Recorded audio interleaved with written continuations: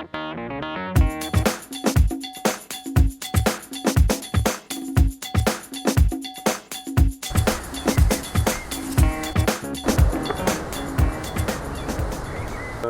on est ici sur la station d'épuration de Villers-la-Ville.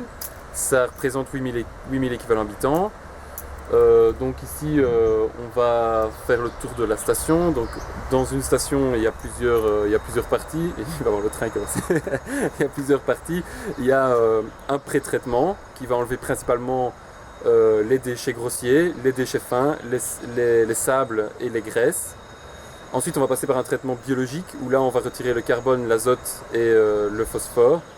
Et par un dernier traitement qui est la clarification de l'eau où on va enlever les matières en suspension. Qui enlève les déchets grossiers. Ça passe par il y a un peigne en fait, qui vient ramasser les déchets une fois que les lames sont colmatées. Il y a un peigne qui descend, qui vient remonter le déchet. Il vient remonter le déchet jusque sur une bande transporteuse qu'on voit là.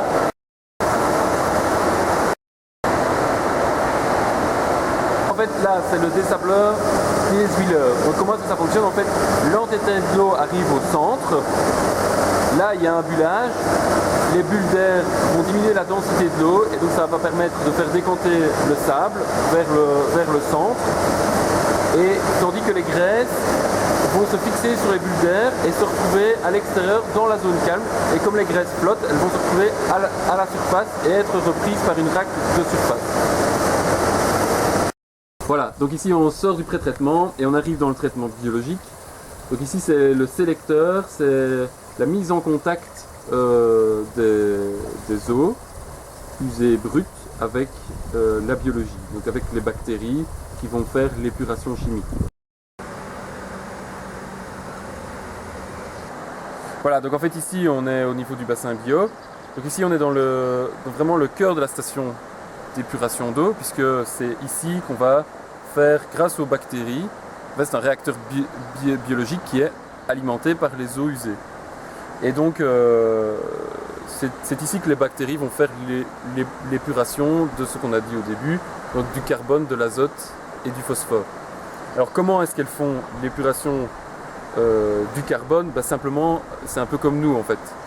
Donc elles vont respirer, donc elles vont consommer de l'oxygène, c'est pour ça qu'on les oxygène, c'est pour ça qu'il y a deux grosses turbines.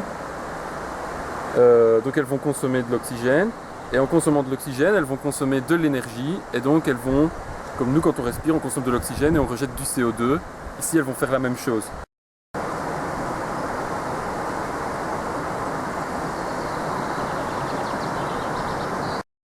C'est aussi ici qu'on épure le phosphore. Et comment est-ce qu'on fait ici pour épurer le phosphore? Et bien en fait on utilise ce qu'on appelle du chlorure ferrique.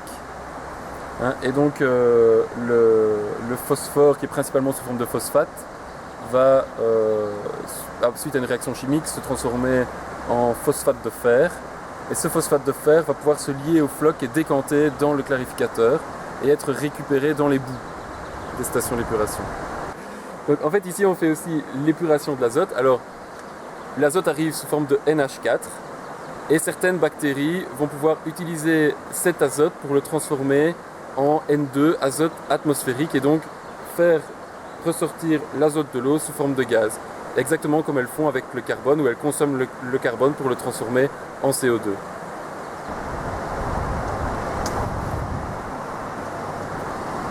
Donc dans le bassin biologique, on a vu comment on enlevait carbone, azote et phosphore. Mais c'est aussi ici qu'on crée ce qu'on appelle les flocs. Les flocs, c'est quoi? C'est un agrégat de bactéries autour d'une particule organique qui va être suffisamment gros que pour pouvoir décanter dans le clarificateur. Voilà, et donc c'est ce qu'on peut voir ici. Donc on a une fine pellicule d'eau et sous cette pellicule d'eau, on voit comme toutes des petites têtes d'épingle. Hein, on voit bien toutes des petites têtes d'épingle, tous des petits points. Et bien tous ces petits points-là, en fait, c'est ce qu'on appelle les flocs. Et donc, c'est ça qui va décanter, le floc.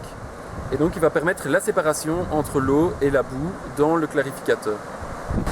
Voilà, donc en fait, ici, on se trouve au niveau du clarificateur. Donc, l'entièreté de l'eau qui vient du bassin biologique arrive au centre du clarificateur. Et ça part du centre et vers l'extérieur, il y a un phénomène de décantation et de séparation au floc, donc au bout.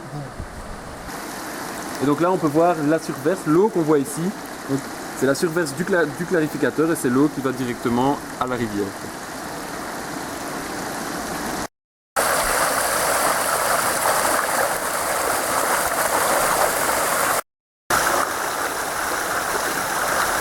Ce qui se passe dans le bassin biologique, c'est qu'en fait, on doit garder une certaine quantité de bactéries dans le bassin biologique.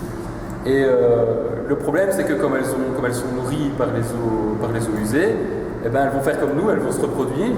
Et donc, il faut, à un moment donné, pour réguler cette reproduction de bactéries, il faut qu'on purge de temps en temps du bassin biologique. Eh bien, on purge et on va concentrer ces bactéries grâce à une centrifugeuse. Et donc on va passer de l'ordre de 4 grammes par litre dans le bassin biologique à de l'ordre de 300 grammes par litre à la sortie de la centrifugeuse. Et c'est ça qu'on appelle les boues des stations d'épuration. Et ces boues vont être épandues sur des champs. Et donc c'est ce qu'on appelle le développement durable, puisque on va manger. Ensuite, les résidus de notre nourriture arrivent ici, sont traités par les bactéries, ça va être repris, ça va être concentré, ça va être remis sur les champs. Et donc, la boucle est bouclée au niveau du traitement des boues, mais aussi au niveau de l'eau, puisque ce qu'on boit va aussi arriver ici et est rejeté dans les rivières, donc par voie de conséquence dans les nappes aussi. Et donc après, ça va être repris par les robinets, on va revoir, etc. Donc la boucle est bouclée de chaque côté, et c'est pour ça que c'est le développement durable.